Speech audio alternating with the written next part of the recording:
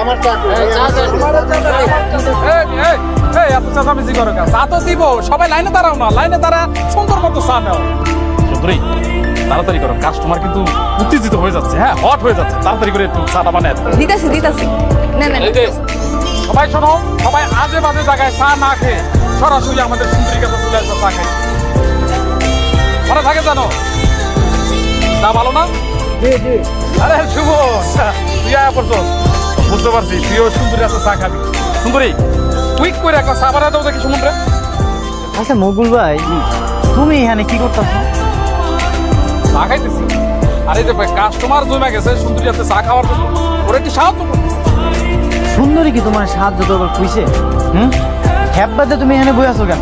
যাও সিএনজিটা লইয়া বেরো, নাইলে আজকে ভাবি রাতে কিন্তু মাইক দেখাইছি। সুমন ভাই, তুই উল্টাপাল্টা কথা করছিস না?